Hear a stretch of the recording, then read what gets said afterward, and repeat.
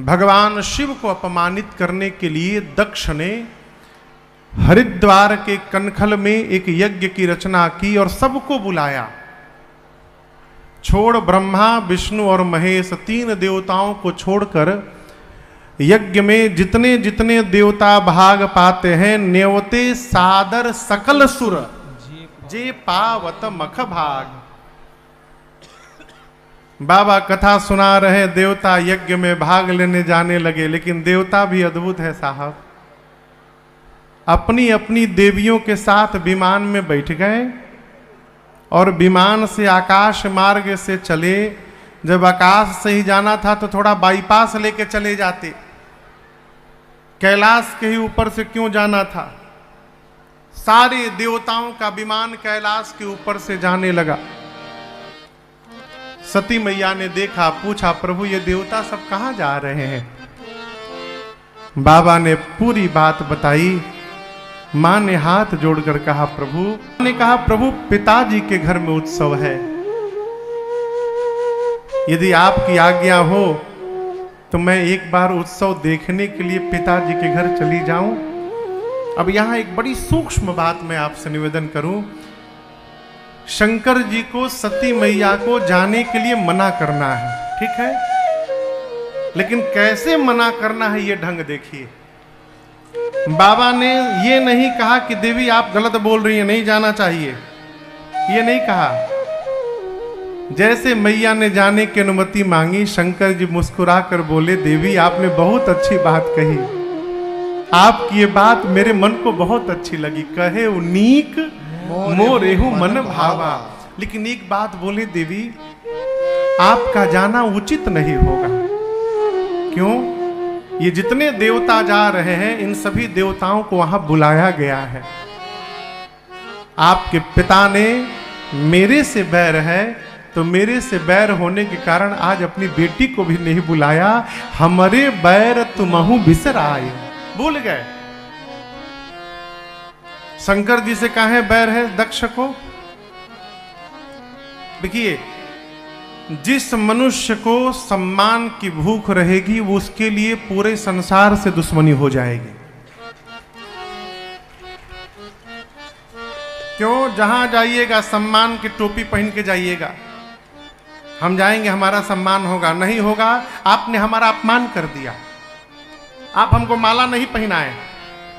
अरे किसने कहा था कि आप सोच के आइए आपको माला मिलेगी? यहां पर सम्मान की कल्पना ही हम जहां जाते हैं हमको अपमानित करा देती है। इसलिए सम्मान से अपमान नहीं करता, हम अपने आप का स्वयं अपमान करते हैं। ब्रह्म सभा में एक बार भगवान शंकर राम नाम में लीन थे। दक्ष गए, बाबा को ध्यान नहीं रहा। दक्ष को लगा कि हमारे दामाद ने हमारा अपमान कर दिया, मैं आया और ये खड़ा नहीं हुआ। उस दिन से शंकर जी को शत्रु मान लिए।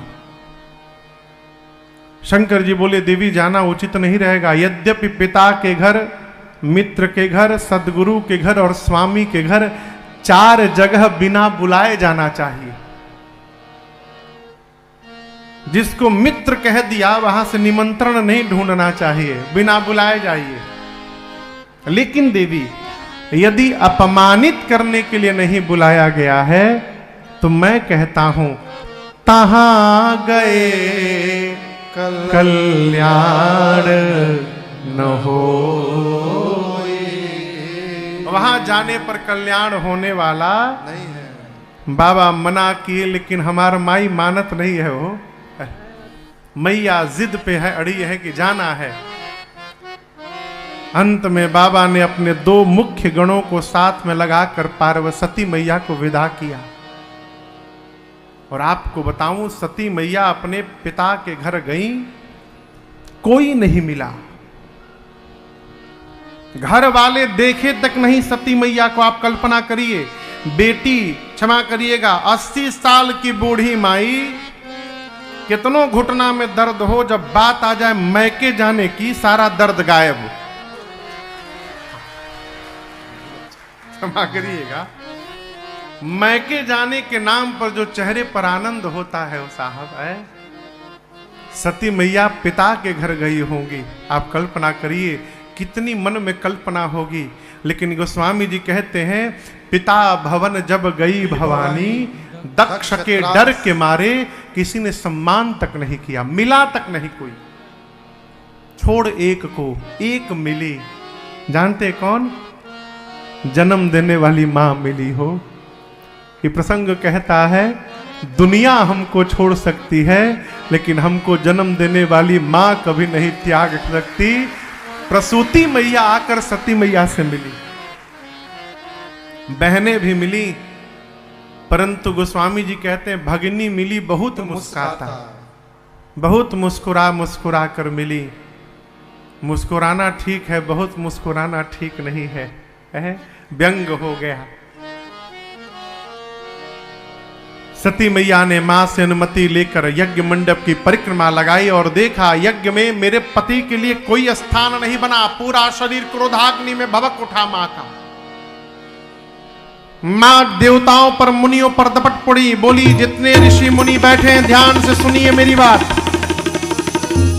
आज इस यज्ञशाला में बैठकर जिसने जिसने मेरे पति भगवान शंकर की निंदा की है, अथवा जिसने बैठकर कानों से श्रवण किया है, आप सबको दंड मिलेगा, अभी मिलेगा। मर्यादा कहती है जिस सभा में शंकर की, संत की और श्रीहरि की निंदा हो रही हो और यदि तुम वहां पर बैठे हो, यदि भुजाओं में शक्ति है तो निंदा करने वाले की जिह्वा काट दो। शक्ति नहीं है तो कान बंद करके वहां से चले जाओ। मेरे पति केवल मेरे पति नहीं हैं, शंकर जगत के पिता हैं। और आज इस